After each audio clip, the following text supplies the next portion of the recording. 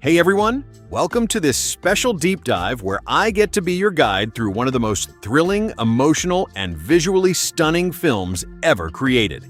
Picture this, you're settling into your seat, the lights dim, that iconic fanfare hits, and suddenly you're whisked away to a galaxy far, far away filled with unbreakable friendships, daring escapes, mysterious mentors, breathtaking worlds, and an epic struggle between hope and overwhelming odds.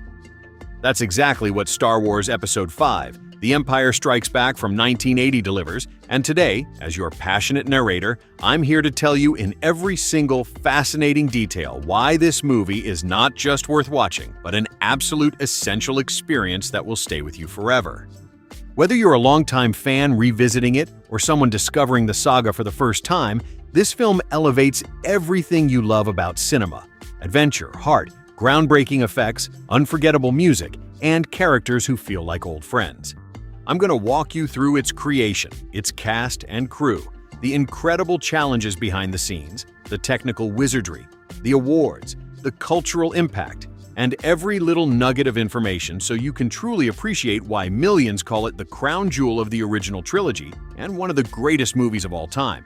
And the best part? I won't spoil a single surprise or plot twist, just pure excitement to make you hit play right after this. Let's start with the basics that set the stage for this masterpiece. Star Wars Episode 5, The Empire Strikes Back had its grand premiere in Washington, D.C., and then rolled out wide across the United States on May 21, 1980, distributed by 20th Century Fox.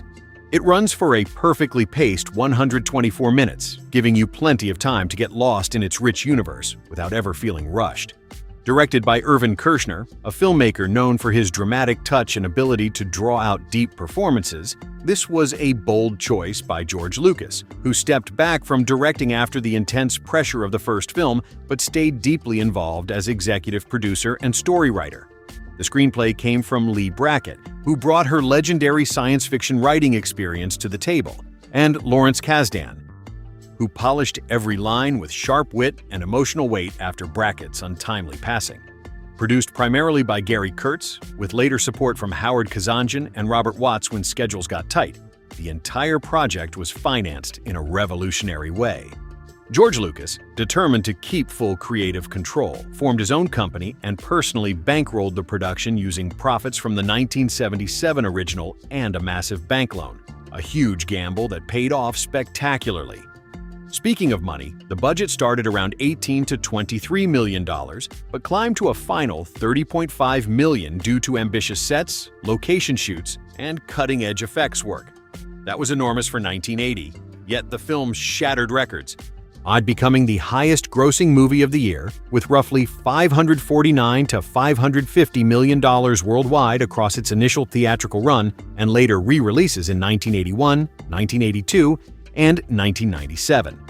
Adjusted for inflation, those numbers soar well over $1 billion today, proving that when you invest in great storytelling and visuals, audiences respond in a massive way.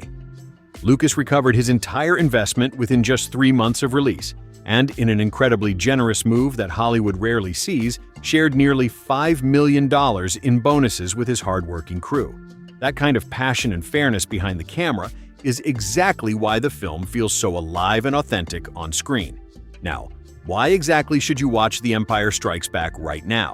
Because it takes the fun, heroic spirit of the saga and deepens it into something more mature, more emotionally powerful, and endlessly rewatchable.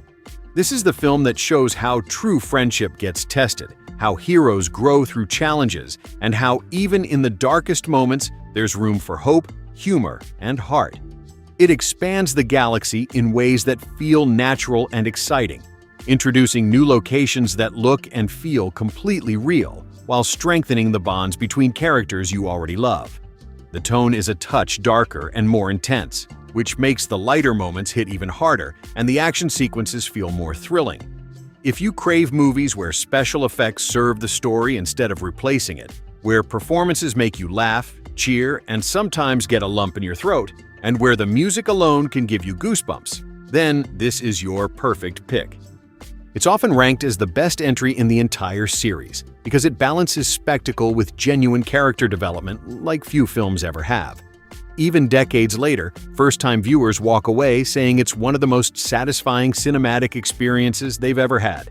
Trust me, once you watch it, you'll immediately want to experience it again to catch every clever detail and stunning visual. Let me introduce you to the phenomenal cast that makes every second magical. Mark Hamill returns as Luke Skywalker and delivers what many consider his finest performance in the role, full of determination, vulnerability, and quiet strength that shows real growth as a young hero facing enormous responsibility. Harrison Ford is pure charisma as Han Solo, mixing roguish charm, dry humor, and heroic bravery in a way that makes him the ultimate cool leader you'd follow anywhere. Carrie Fisher brings fire and intelligence to Princess Leia Organa, portraying a strong, resourceful leader whose loyalty and quick thinking light up every scene she's in. The chemistry between these three is electric and feels completely natural, like they've been through everything together. Then Billy D. Williams steps in as Lando Calrissian and instantly becomes a fan favorite with his smooth style, sharp mind, and effortless cool that adds a whole new flavor of sophistication to the adventure. Anthony Daniels is back voicing and performing the Golden Protocol droid C-3PO with perfect comedic timing and that wonderfully fussy British accent that provides laugh-out-loud relief exactly when you need it. Kenny Baker gives R2-D2 so much personality through beeps, whistles, and movements that the little astromech feels like a real, lovable character with a big heart. Peter Mayhew towers as Chewbacca, the loyal Wookiee whose roars, strength, and gentle giant energy make him the best friend anyone could ask for. And fun fact, Mayhew even helped operate a small puppet rig on set to make C-3PO's head turn realistically during one sequence. David Prowse physically portrays the imposing Darth Vader with that unforgettable presence and commanding movement, while the legendary James Earl Jones provides the deep, resonant voice that has become one of cinema's most iconic sounds. Frank Oz performs and voices Yoda with such incredible puppetry that the wise little Jedi Master feels completely alive. More on that amazing creation soon. And Alec Guinness returns briefly as Obi-Wan Kenobi, bringing gravitas and quiet wisdom that lingers long after his scenes. The supporting cast is equally stellar. Jeremy Bulloch as the mysterious bounty hunter Boba Fett, Julian Glover as General Veers, Kenneth Colley as Admiral Piet, Michael Sheard as Admiral Ozzel, John Ratzenberger as Major Durlan, Dennis Lawson as Wedge Antilles, and many more talented actors filling the Rebel and Imperial ranks with believable energy. Every single performer under Kirshner's thoughtful direction feels grounded and real, which is why you care so deeply about what happens to them. The production itself is a saga of determination and creativity that makes the final film even more impressive. Principal photography kicked off on March 5, 1979, and wrapped on September 5th after 133 days of intense work. They began on location in the remote town of Finse, Norway, at the Hardangerjøkelen Glacier, chosen because it perfectly matched the look of a frozen, windswept world. But nature threw everything at them. The worst snowstorm the area had seen in over 50 years, with blizzards, 40-mile-per-hour winds, temperatures dropping to minus 26 to minus 38 degrees Fahrenheit, buried equipment, and even avalanches. The crew had to dig out daily, yet they captured footage so authentic and beautiful that it still takes your breath away. After Norway, everything moved to Elstree Studios in England, where a massive Star Wars stage costing $2 million was built. Tragedy struck when a fire destroyed Stage 3 right before shooting, forcing the team to rearrange 64 elaborate sets across 9 different sound stages and completely rework the schedule. Add in actor illnesses, injuries, and the constant pressure of tight deadlines, and you can see why this production tested everyone. Yet Kirshner kept the focus on character moments and emotional truth, while George Lucas pushed industrial light and magic to new heights from their expanded facility in Marin County, California. And those special effects, wow, they were revolutionary. ILM, led by supervisors Richard Edlund and Brian Johnson, grew to around 100 artists and technicians working daily to produce nearly 600 effects shots, double what the first film had. They used intricate miniatures for starships and vehicles, breathtaking matte paintings for impossible landscapes, stop-motion animation for creatures, articulated models, pyrotechnics, and full-scale practical builds. Everything was done by hand with optical printers and blue-screen compositing, no computers in sight. The result is seamless, immersive worlds that feel tangible and lived in. One of the crown jewels is the Yoda puppet, designed by legendary makeup artist Stuart Freeborn, who based the face on his own features for the expressive wrinkles and added Albert Einstein's wise eyes to give that profound intelligence. Frank Oz operated the puppet from below the set while voicing the character live, creating such realism that directors sometimes forgot and gave notes directly to Yoda. Early concepts even considered a monkey in a costume, but the puppet was the perfect choice and became an instant icon. The attention to detail in every creature, like ship and explosion, still holds up beautifully today and influenced generations of filmmakers. Then there's the music, which deserves its own standing ovation. John Williams composed and conducted an unforgettable score performed by the London Symphony Orchestra over 18 recording sessions at Anvil Studios and Abbey Road in London during December 1979 and January 1980. With around 104 musicians playing everything from soaring strings to powerful brass and a budget of about $250,000, Williams created roughly 107 minutes of music that perfectly matches every emotional beat. He introduced brand new themes that have become legendary, including the bold, menacing Imperial March, Darth Vader's unforgettable theme with its heavy, descending brass that fills you with awe and tension, and the gentle, mystical Yoda's theme full of wonder and quiet power. He also expanded classic motifs like the Force theme, weaving them into sweeping action cues and intimate moments. The Battle of Hoth sequence alone features nearly 15 minutes of pulse-pounding orchestral brilliance. This score doesn't just support the film, it elevates it to symphonic opera levels, winning 2 Grammy Awards for Best Instrumental Composition and Best Score Soundtrack for Visual Media. Whenever you hear those opening notes, you're instantly transported. It's pure cinematic magic. Marketing was smart and built genuine excitement. 20th Century Fox kept initial advertising modest with newspaper ads and a limited opening in just 126 theaters to create scarcity and buzz during a tough economic year. There were fun tie-ins with Coca-Cola, Nestlé, General Mills, and Topps trading cards, plus a special telephone hotline where fans could hear personal messages from the cast. In London, they held Empire Day with stormtroopers marching in the streets, and the poster art by Roger Castell captured the epic scale perfectly. When it hit theaters, audience reactions were electric. It earned an A+ cinema score, especially from younger viewers. Critics were mixed at first, some noting the darker tone and saying it felt more mechanical than the original, but many praised the visual splendor, Peter Suschitzky's gorgeous cinematography, Paul Hirsch's sharp editing, Norman Reynolds' detailed production design, and Kirshner's human touch. Over time, the praise grew, and today it sits at 93% on Rotten Tomatoes with a Metacritic of 82. Now widely called the best Star Wars film and one of the greatest movies ever. The awards speak for themselves.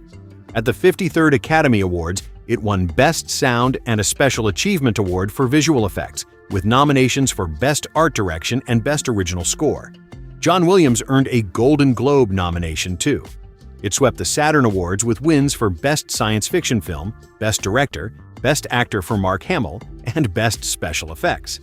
BAFTA honored the music, and it took home a Hugo Award for Best Dramatic Presentation, plus a People's Choice Award for Favorite Motion Picture. These accolades celebrate the technical brilliance and emotional impact that still resonate. The cultural legacy is enormous. The Empire Strikes Back proved sequels could surpass their predecessors by going deeper and darker, influencing everything from modern blockbuster franchises to storytelling techniques we see today. It was added to the National Film Registry in 2010 for preservation as a culturally significant work. Characters like Yoda became household names, with lines quoted everywhere, and the film inspired novels by Donald F. Glutt that sold millions, Marvel Comics, radio dramas, video games, and endless merchandise. It redefined what epic cinema could be and showed studios the value of letting creators take risks. Re-releases kept it alive in theaters, and on home media it debuted on VHS in 1984, selling hundreds of thousands of copies. Then Laserdisc, special collector editions with the documentary From Star Wars to Jedi, the 1997 Special Edition, 2004 DVDs with the making of film Empire of Dreams, 2011 Blu-rays, 4 KUHD releases, And now it streams beautifully on Disney Plus in the complete Skywalker saga box sets packed with extras. Every format lets new generations discover its wonders. Technical details add even more appreciation. Shot in Panavision on 35mm film with a 2.39:1 aspect ratio and Dolby stereo sound, the movie was crafted with 400,000 feet of footage, that's about 80 hours, edited down to perfection. George Lucas actually left the Writers Guild, Directors Guild, and Motion Picture Association after they fined him $250,000 over end credit wording, showing how fiercely he protected the film's integrity. Around 700 people worked on it in total, pouring their hearts into every frame. If you're just joining for the first time, then buckle up because we're diving even deeper into the absolute masterpiece that is Star Wars, Episode 5, The Empire Strikes Back from 1980. Last time I shared the core story of why this film is a must-watch, the cast that brings it to life, the insane production challenges, the revolutionary effects, John Williams' legendary score, the marketing magic, awards, and that massive cultural footprint. But there's so much more to uncover. Fascinating behind-the-scenes stories, tiny details that make rewatches endlessly rewarding, production anecdotes that show the sheer determination involved, and extra trivia that proves why this movie stands as the pinnacle of not just the saga, but blockbuster cinema itself. I'm your enthusiastic narrator here, walking you through every layer so when you sit down to watch, you'll spot things others miss and feel that extra rush of appreciation. No spoilers ahead, just pure excitement to make you eager to experience it all over again. Let's pick up right where we left off and talk more about the incredible challenges on location in Norway for those breathtaking Hoth sequences. The crew chose the Hardangerjøkulen Glacier near the tiny village of Finns because it offered vast, untouched snowfields that looked otherworldly. But Mother Nature had other plans. They arrived in March 1979 during what became the worst winter storm in over half a century. Blizzards raged with winds up to 40 miles per hour, temperatures plunged to minus 38 degrees Fahrenheit, and snow buried equipment daily. Crew members had to dig out cameras, lights, and props every single morning just to start shooting. Avalanches threatened the set, and at one point the entire team was snowed in at their hotel for days with no way out. Yet they powered through, capturing authentic footage of tauntauns trudging through drifts, snow speeders skimming the ice, and rebels battling in trenches that felt frozen in time. Fun fact, some of the rebel soldiers in those trenches were actually women, adding real diversity to the ranks even though the armor hid it. A quiet nod to inclusivity behind the scenes. Director Irvin Kershner later said the harsh conditions forced everyone to bond like a real rebel alliance, turning potential disaster into unbreakable team spirit. Back in England at Elstree Studios, things didn't get easier. A massive fire destroyed one of the main sound stages right before principal photography ramped up, wiping out sets and forcing a frantic reshuffle across multiple stages. The production ballooned to use 9 different sound stages and the famous full-scale Millennium Falcon interior set, the largest ever built for a Star Wars film, took up an enormous amount of space. That Falcon cockpit and corridors you see feel so lived in because they were constructed with incredible detail. Every panel, every light, every wear mark was handcrafted to make it look like a real battered smuggler's ship that's seen years of adventure. The crew even built a second partial Falcon for certain angles, showing the commitment to practicality over shortcuts. Now, let's shine a light on some of the creatures and designs that make the galaxy feel alive.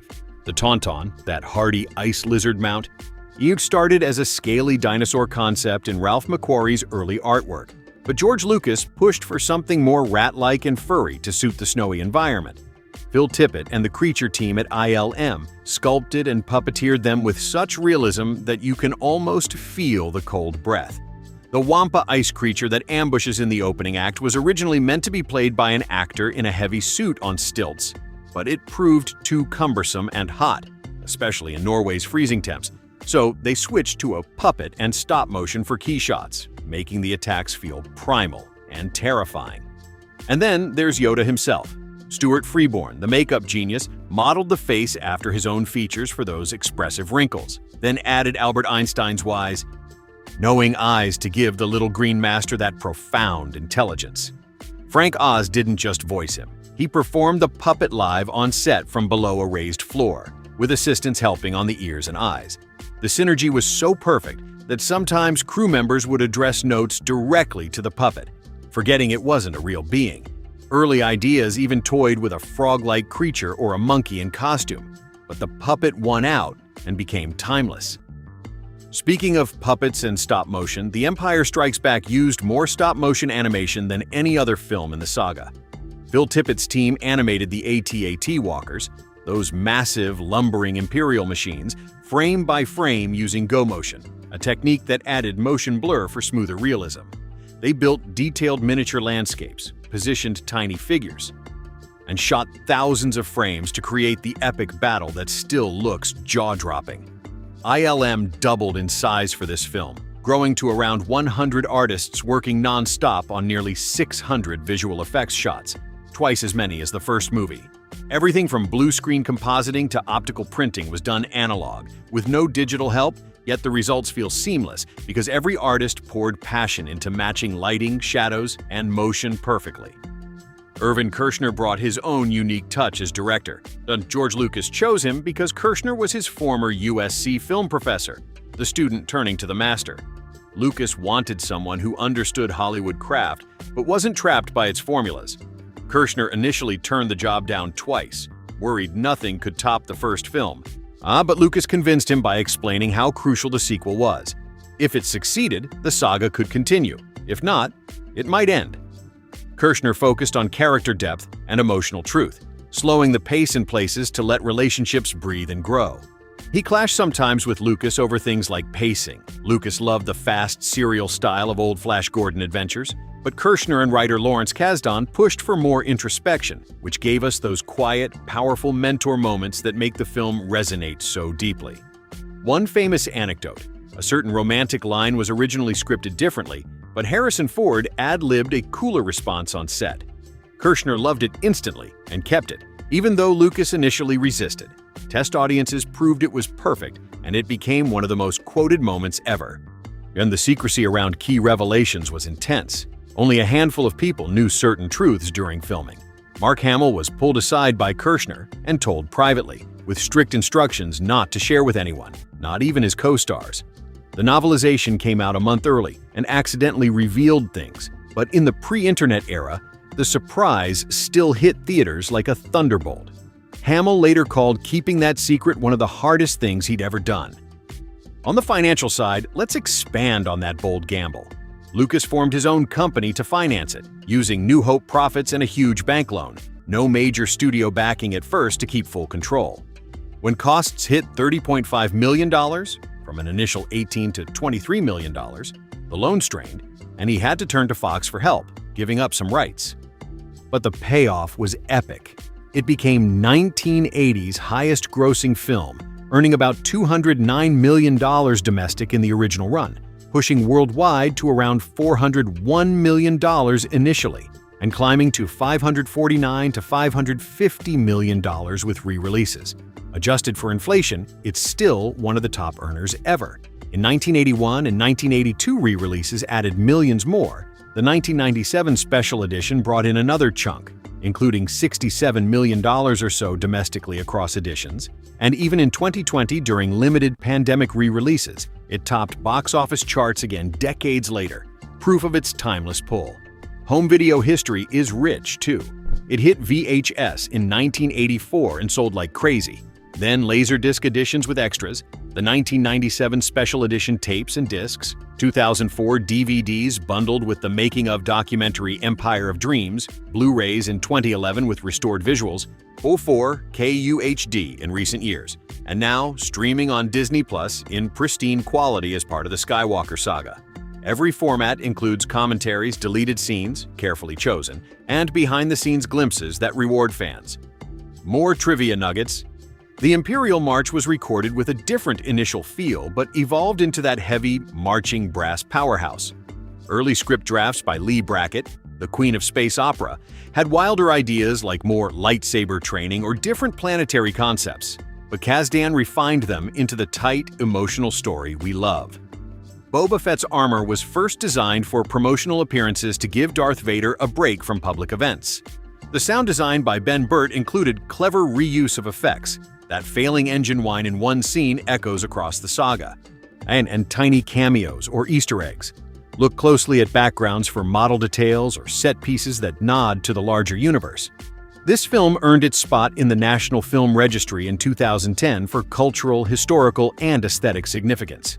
It won Oscars for Best Sound and a Special Achievement for Visual Effects, plus nominations for Art Direction and Score. Grammys for the soundtrack, BAFTAs, Saturn Awards sweeping categories like Best Director for Kirshner and Best Actor for Hamill. The list goes on. At its heart, The Empire Strikes Back thrives because of the human element amid the spectacle. The friendships tested, the growth through hardship, the humor cutting through tension, the visuals that transport you, the music that stirs your soul. It all combines into something greater than the sum. It's darker, yes, but that darkness makes the hope shine brighter. It's mature without losing wonder, epic without feeling empty. We're rolling right along in this epic celebration of Star Wars. Episode 5, The Empire Strikes Back, the 1980 film that many call the greatest sequel ever made and the heart of the entire saga. We've already covered the cast's brilliance, the brutal production hurdles, the mind-blowing effects wizardry from ILM, John Williams' unforgettable score that still gives chills, the bold financial risks George Lucas took, the awards it rightfully claimed, and that lasting legacy that keeps inspiring new generations. Now, let's keep digging into even more captivating layers. Those little-known stories, clever tricks, creative decisions, and heartfelt moments from the set that make rewatching the movie feel like uncovering hidden treasures every single time. I'm your guide through it all, sharing these gems so you can appreciate the sheer love and ingenuity poured into every frame. Still no spoilers here. Just fuel to make you hit play and savor it like never before. One of the coolest things about this film is how practical many of the effects really were, even for the most impossible-looking moments. Take that iconic scene where a certain hero uses the Force to pull an object toward them from across a room. It wasn't fancy wires or early CGI. Mark Hamill simply threw the prop away from himself during the take, and then the footage was run in reverse. Simple, brilliant, and it sells the magic perfectly because it's grounded in real physics. That's the kind of ingenuity that makes the Force feel believable and earned, not like a cheap trick. Speaking of practical builds, Empire is the only Star Wars movie where they constructed a full-scale, life-size Millennium Falcon interior set. And we're talking massive. The cockpit, corridors, main hold. Everything you see Han, Leia, Chewie, and the droids navigating feels authentic because actors were walking through actual detailed environments built at Elstree. The set was so enormous, it dominated entire sound stages, with every panel, console, and scuff mark hand-painted and weathered to look like a ship that's been through countless smuggling runs and dogfights. Crew members joked it was like living inside the Falcon for months. That commitment to real, tangible sets is why the ship feels like a character itself. Warm, quirky, and unbreakable. Another fun detail from the trenches on Hoth, while the armor hides it, several women actually played Rebel soldiers in those snowy battle sequences. Production designer Norman Reynolds and art director Alan Tompkins made sure the ranks looked diverse and realistic, even if the heavy gear concealed faces. It's a subtle touch of inclusivity that adds to the feeling of a genuine resistance movement fighting for freedom. Early script drafts by Lee Brackett, the legendary Queen of Space Opera, included way more lightsaber training sequences, extended practice sessions that would have shown even deeper mentorship dynamics. Lawrence Kasdan streamlined things to keep the pacing tight and emotional focus sharp, but those ideas planted seeds that echoed in later stories across the saga. Then Brackett's influence brought that classic pulp sci-fi energy, blended perfectly with Kasdan's character-driven dialogue. John Williams experimented with different versions of the Imperial March before landing on the heavy, brass-dominated powerhouse we know. Early recordings had a slightly different rhythmic feel, but he refined it into that marching menace that instantly signals danger and authority. Hearing those low brass horns build during Imperial scenes still sends shivers. It's one of the most recognizable musical motifs in film history. The secrecy around certain key revelations was legendary. Only a tiny circle, George Lucas, Irvin Kershner, and one actor knew the full truth during filming. That actor was pulled aside privately, sworn to secrecy with warnings that any leak would point straight back to them. Keeping that under wraps in the pre-internet days was tough, especially with co-stars around, but it paid off in massive audience impact. The novelization hit shelves a month early and included details that could have spoiled things, but word-of-mouth buzz and theater shock still made it explosive. Harrison Ford's famous improvised response during a tense emotional exchange wasn't in the original script. He delivered a cooler, more in-character line on the spot, and Kershner loved it immediately. Lucas had reservations at first, worried it might undercut the moment, but test screenings proved audiences reacted with recognition and affection rather than laughs in the wrong place. That ad-lib became one of the most quoted lines in movie history, showing how trusting actors' instincts can elevate a scene to iconic status. Boba Fett's sleek Mandalorian armor had an interesting origin. It was first created not purely for the film, but as a promotional character to give Darth Vader a break from endless public appearances in the heavy suit. The design proved so cool that it earned a bigger role, with Jeremy Bulloch bringing quiet menace through subtle movements and that impassive helmet. Frank Oz's work as Yoda went beyond puppetry and voice. George Lucas was so blown away by the performance that he launched a serious, though ultimately unsuccessful, campaign to get Oz nominated for Best Supporting Actor at the Oscars. Thousands were spent on ads pushing for recognition of the puppet work as a legitimate acting achievement. While it didn't happen, it speaks volumes about how alive and nuanced Yoda felt from day one. Some asteroid field shots used creative shortcuts. Certain space rocks were actually potatoes sprayed with reflective paint and filmed against black backdrops. The stop-motion team at ILM animated them tumbling realistically, turning humble veggies into deadly cosmic hazards. That's old-school movie magic at its finest. Dagobah's misty, swampy sets were built indoors at Elstree using massive amounts of fog, fake trees, and water features to create that humid, living atmosphere. One levitation sequence took hours upon hours of precise puppet operation and timing to get just right. Frank Oz and his team rehearsed meticulously, so every movement felt natural and wise. Carrie Fisher wore special shoes with lifts during scenes alongside Harrison Ford to better match heights and eye lines, since Ford is quite a bit taller. None little adjustments like that kept the framing perfect without distracting from the performances. The carbon-freezing chamber set was one of the most elaborate. Huge platforms, glowing orange effects, and steam everywhere. Kershner even had the cast mic'd up during rehearsals, capturing raw discussions that later informed the final emotional beats. Those conversations show how collaborative and thoughtful the process was. George Lucas stepped in more heavily after the Norway shoot ran long due to weather delays. He handled much of the effects oversight in California, so Kershner could focus on actors and story in England. Their partnership, mentor and former student, brought out the best in both, even with occasional creative tensions over pacing and tone. Mark Hamill nearly drowned during one swamp sequence when a prop malfunctioned underwater, but quick crew action saved the day. Stories like that remind us how physically demanding the shoots were, yet everyone pushed through for the vision. The film's darker, more introspective tone came directly from Kershner's Buddhist influences. He emphasized themes of inner growth, balance, and facing fears, making the journey feel profoundly personal amid the galactic scale. Let's keep this celebration of Star Wars, Episode 5, The Empire Strikes Back, rolling with even more captivating layers that make this 1980 gem shine brighter every time you discover them. We've explored the cast's magic, the grueling shoots in blizzards and burning stages, the analog effects miracles, the score's evolution, the financial daring, and those clever, practical tricks that still fool the eye. Now dive into fresh angles, from quirky creative choices and on-set mishaps to thoughtful directorial philosophies and overlooked contributions that add depth to why this film feels so timeless and human amid its galactic scale.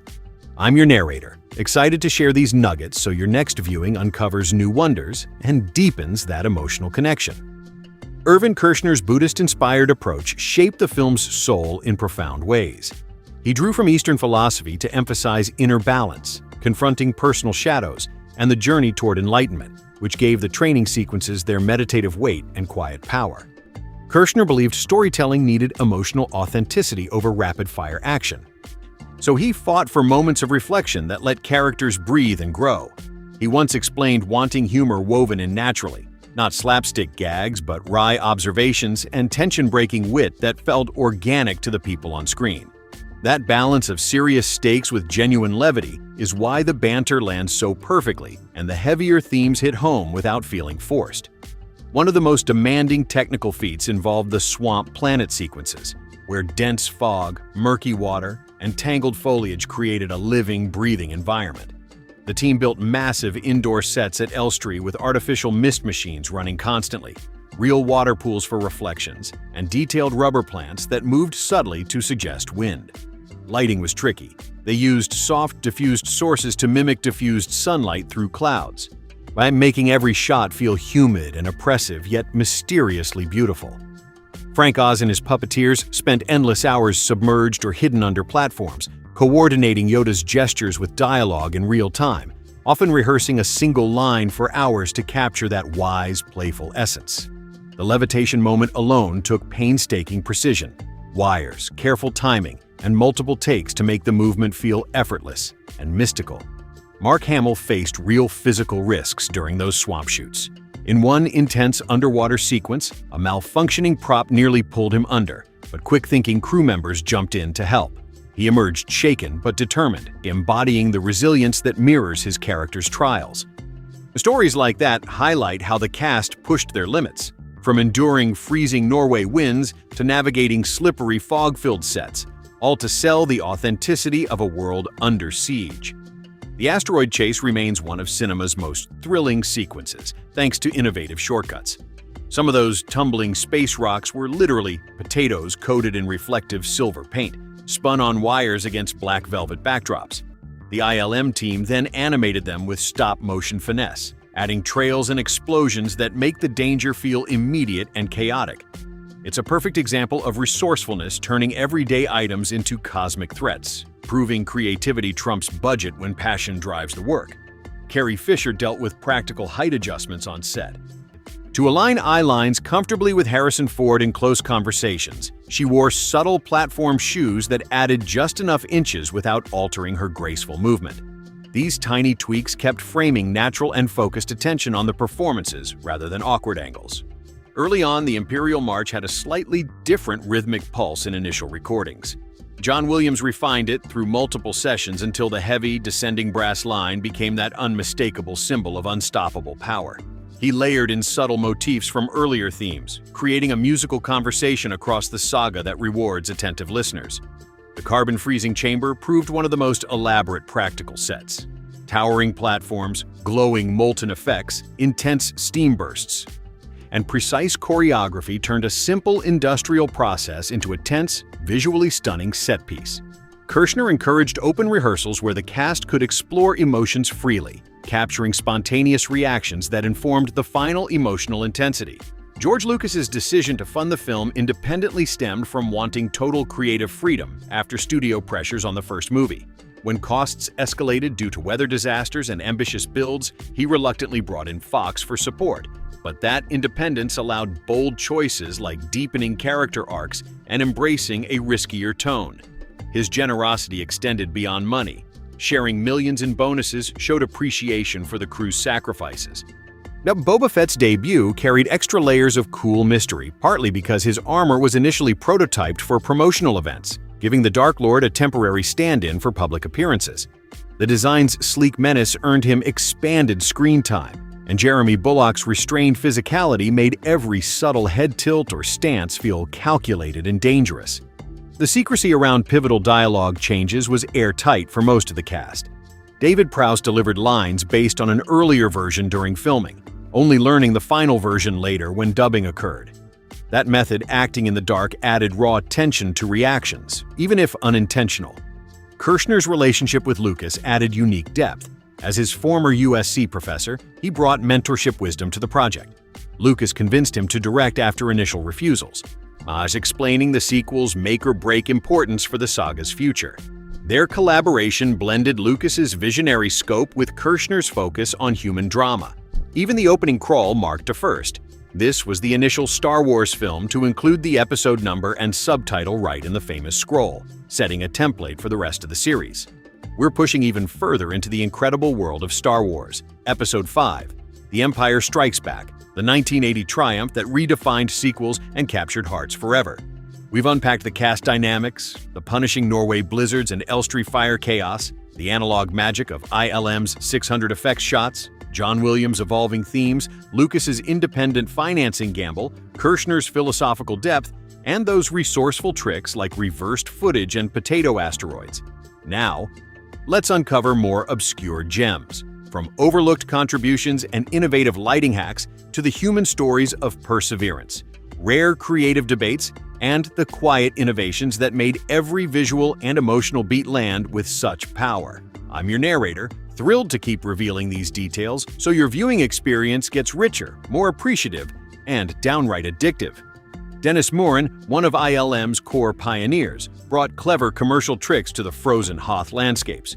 To simulate bright daylight on the miniature snow sets, he surrounded the models with white bounce cards, simple reflective surfaces that scattered soft light everywhere, mimicking natural sky glow. This subtle technique avoided harsh shadows and gave the ice planet that crisp, expansive feel without relying on massive rigs. Named for the Tauntaun rides and Walker marches, baking soda mixed with microballoons created realistic scaled snow that puffed and settled just right under stop-motion animation.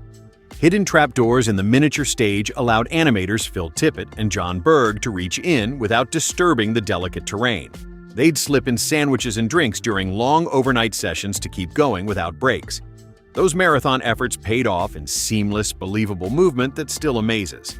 The AT-AT walkers themselves started as a wild idea for fully robotic models, but practicality won out with stop-motion go-motion, a technique that added slight motion blur per frame for smoother realism. The deliberate jerky stride was intentional, evoking the heavy mechanical plod of enormous war machines across uneven ground. Every leg placement and every subtle sway came from frame-by-frame precision, turning static puppets into living threats. Richard Edlund's custom motion-controlled camera, evolved from earlier Dixtraflex tech, captured those complex moves with pinpoint accuracy, allowing multiple elements to match perfectly in composites. Matte paintings played a huge supporting role too. Around 13 hand-painted glass pieces appeared in 17 shots, some as simple repair patches to hide unwanted edges or expand horizons. Artists like Harrison Ellenshaw layered atmospheric depth with delicate brushwork, blending seamlessly with live action and miniatures. One standout involved multi-layered composites where up to 20 separate blue screen elements combined into a single frame.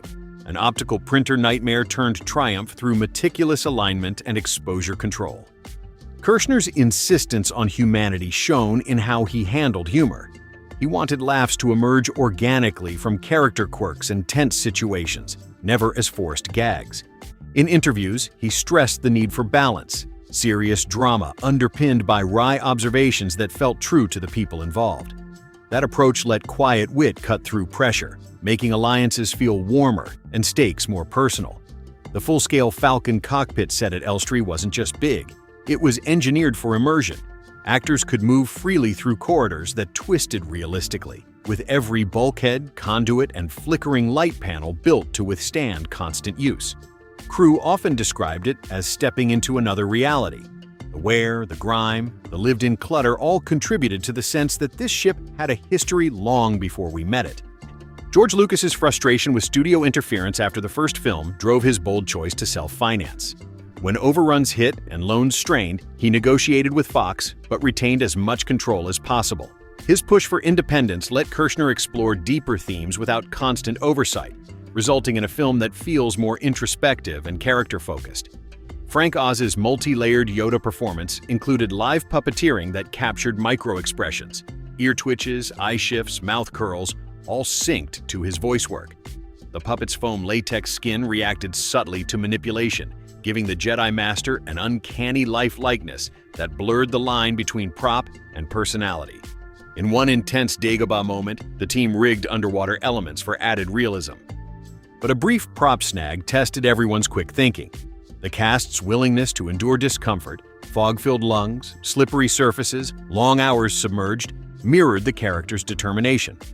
The optical printer at ILM, a custom four-headed beast with beam splitters and anamorphic relays, handled the reduction from VistaVision elements to the film's Panavision format flawlessly. It ensured distortion-free composites that let space battles and planetary vistas feel vast and cohesive.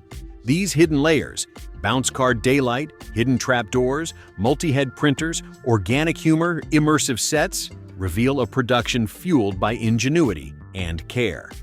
The Empire Strikes Back endures because its creators treated every detail as essential, every challenge as opportunity.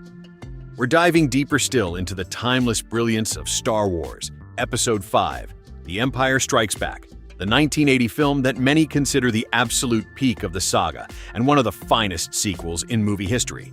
We've already journeyed through the cast's unforgettable chemistry, the epic Norway location nightmares turned triumphs, the fire-damaged stages and massive Falcon builds, ILM's groundbreaking analog wizardry with go-motion walkers and multi-layered composites, John Williams' refined musical motifs, George Lucas's high-stakes self-financing move, Irvin Kershner's thoughtful Buddhist-influenced direction that balanced introspection with organic humor, and those resourceful hacks like bounce cards for daylight, hidden trapdoors for animators, and even reversed prop throws for force pulls. Now, let's explore even more intriguing corners.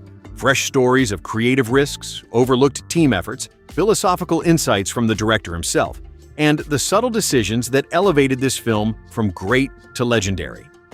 I'm your passionate guide, sharing these to make your next watch feel like uncovering a hidden level of appreciation. Irvin Kershner often reflected on how he approached the project with a mix of excitement and caution.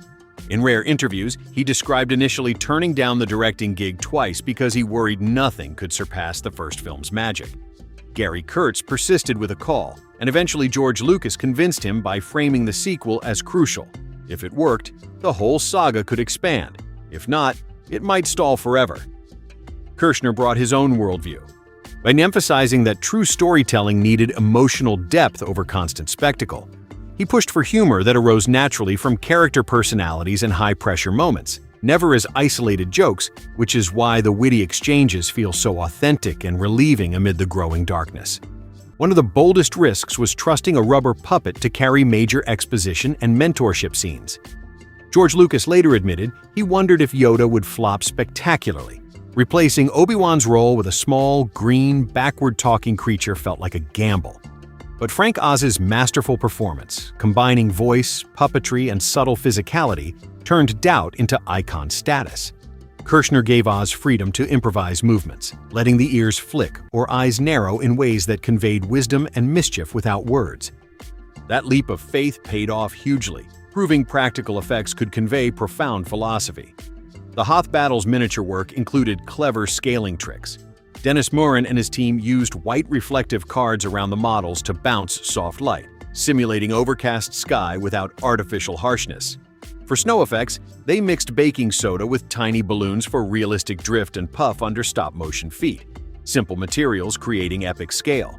Animators worked overnight marathons, slipping in through trapdoors to adjust positions without ruining the delicate setups, sustaining momentum through sheer dedication. Matte paintings added poetic atmosphere in key shots. Harrison Ellenshaw and others painted delicate glass layers, sometimes up to 20 elements composited optically, to extend horizons or patch imperfections.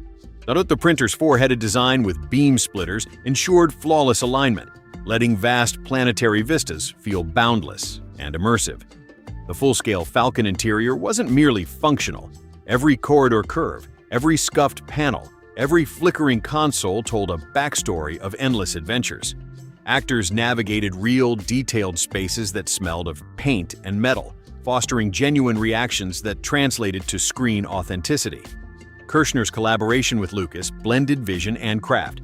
As his former professor, Kershner offered grounded advice on pacing and tone, occasionally clashing over how much introspection the film could sustain.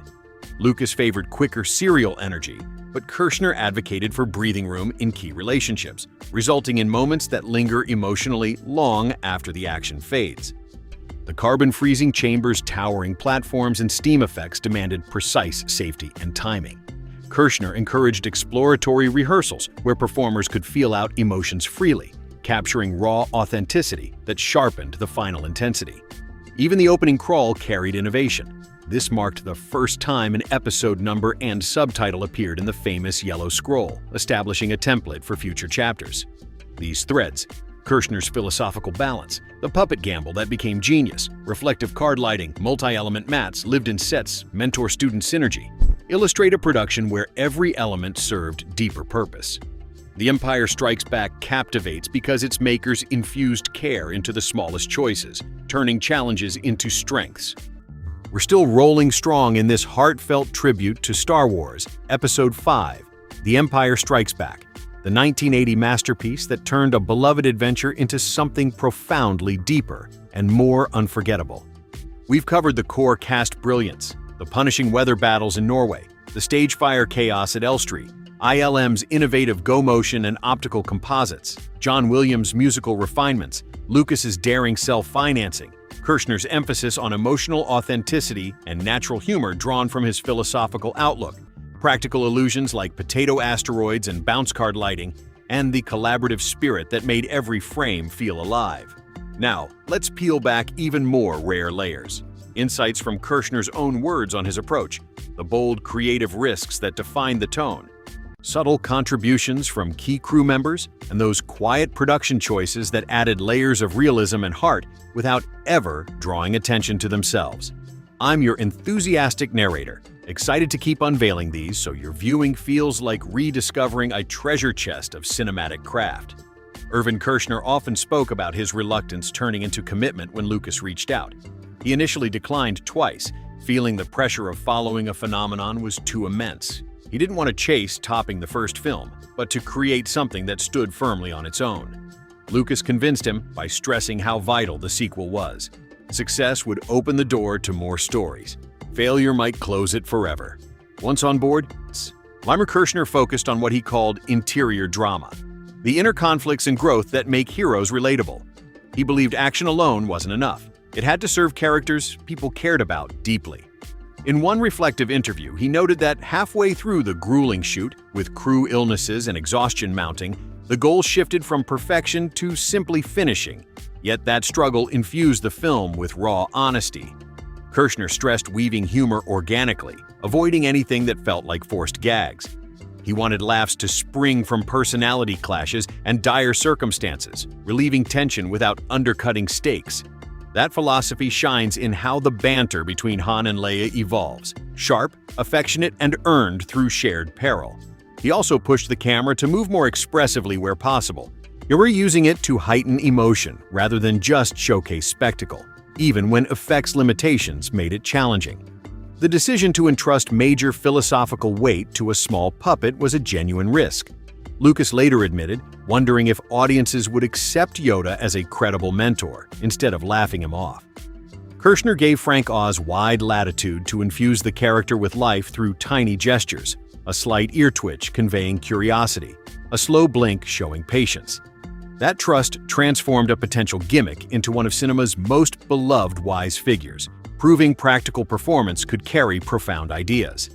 On the Hoth front, Dennis Muren and the ILM team used everyday ingenuity for grandeur. Surrounding miniatures with white cards bounced soft, even light to mimic cloudy skies, while baking soda blended with microballoons created convincing snow displacement under animated feet.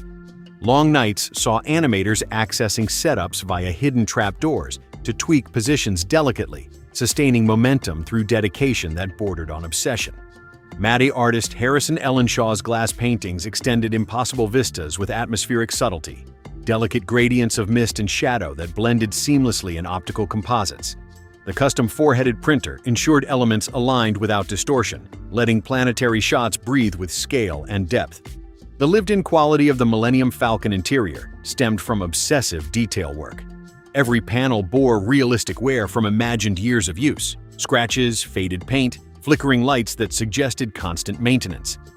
Actors moving through those tangible spaces reacted authentically, their performances grounded in a believable environment.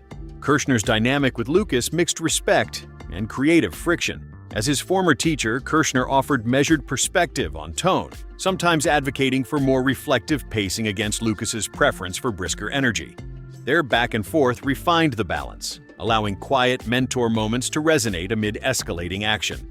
The carbon freezing chamber's elaborate setup, elevated platforms, controlled steam, glowing effects, required meticulous safety and rehearsal. Kirshner fostered open exploration during prep, letting performers discover emotional beats naturally, which sharpened the scene's intensity. This was also the first Star Wars entry to feature the episode number and subtitle in the opening crawl, setting a visual precedent for the saga's structure. These elements, Kirshner's push for inner drama and organic wit, the calculated risk on Yoda's puppetry, reflective lighting hacks, layered mats, detailed practical sets, and thoughtful collaboration, show a film built on deliberate choices that prioritized feeling over flash. The Empire Strikes Back endures because its creators treated every aspect with intention, turning potential obstacles into strengths that deepen the experience. We're keeping the momentum alive in this deep, passionate exploration of Star Wars. Episode 5, The Empire Strikes Back, the 1980 film that's widely hailed as the strongest chapter in the saga and a benchmark for what sequels can achieve. We've delved into the cast's electric performances, the brutal Norway glacier shoots amid historic storms, the Elstree stage fire that forced frantic rearrangements, ILM's pioneering go-motion for the AT-ATS and intricate optical printer work, John Williams' masterful thematic evolution, George Lucas's gutsy decision to self-finance for creative control, Irvin Kershner's thoughtful direction rooted in character depth and organic humor, and those clever low-tech solutions like reflective bounce cards for natural-looking daylight on miniatures or baking soda snow for realistic drifts under stop motion. Now, let's uncover even fresher insights, straight from Kershner's own reflections on his mindset, the high-stakes philosophy that shaped his choices, rare production anecdotes about perseverance under pressure, and the subtle human touches that make the film feel so emotionally resonant. I'm your dedicated narrator, sharing these to heighten your excitement and make every future viewing feel like peeling back another layer of genius. Irvin Kershner frequently opened up about the weight he felt stepping into the director's chair. He turned down the offer twice at first, telling Lucas he couldn't imagine improving on the original. Not because he doubted his skills, but because he refused to chase topping something already beloved. He believed in creating work that stood on its own merits, not in outdoing predecessors. Lucas ultimately won him over by explaining the bigger picture. This sequel wasn't just another movie. Its success would fund the entire continuing saga and allow the galaxy to expand. If it failed, the dream might end right there. That sense of building something lasting rather than chasing quick profits hooked Kershner completely. He saw it as a rare chance to invest in vision over commerce, and that mindset guided his every decision. Kershner often emphasized that the heart of great filmmaking lies in character over spectacle. He pushed hard for interior drama, the quiet struggles, doubts, and growth that make audiences invest emotionally. Action, he said, had to serve the people involved, otherwise it was empty. He drew from his interest in Zen philosophy, not as religion, but as a way of seeing balance, facing inner shadows, and finding strength in simplicity. This influenced the training sequences, giving them a meditative quality where wisdom emerges slowly rather than through flashy displays. Then he wanted viewers to care deeply about the heroes' journeys, to feel their vulnerabilities and triumphs as real and relatable amid the cosmic scale. The production's grueling nature tested that philosophy daily. Halfway through the shoot, with illnesses spreading, crew members leaving, and exhaustion hitting hard, Kershner admitted the goal sometimes narrowed to just finishing the film. He compared it to Francois Truffaut's observation: "You start aiming for the greatest movie ever, but midway, you just want to complete the damn thing." Yet that very pressure forged authenticity. The fatigue mirrored the character's desperation, infusing scenes with raw honesty that polished perfection couldn't match. One of Kershner's proudest moments came from trusting his instincts on a now iconic exchange. And the scripted line was straightforward and reciprocal, but on the hot, steamy carbon freezing set, with dwarves fainting from heat and everyone desperate for lunch, he felt it rang false for the character. He kept improvising alternatives with Harrison Ford until a cooler, more guarded response emerged. Lucas initially worried audiences might laugh at the unexpected delivery and break the tension, but test screenings proved otherwise. The line landed with perfect recognition and affection. Kershner stood firm because it honored the character's personality, never giving away advantage easily, always staying true to his roguish core. That commitment to authenticity over the page elevated a single moment into legend. The secrecy surrounding certain revelations added another layer of tension. Kershner and Lucas kept the truth confined to a tiny circle. Even most of the cast performed without knowing the full weight. Mark Hamill learned privately, so his reactions could feel genuine, while others delivered lines based on an earlier, misleading version. That deliberate misdirection preserved the impact, turning a pivotal confrontation into something audiences experienced fresh and unfiltered. Kershner's approach to humor remained grounded. No isolated gags, just wit born from personality clashes and impossible odds. He believed relief should arise naturally from tension, making alliances feel warmer and stakes more personal. This balance kept the darker tone from overwhelming the spirit of adventure.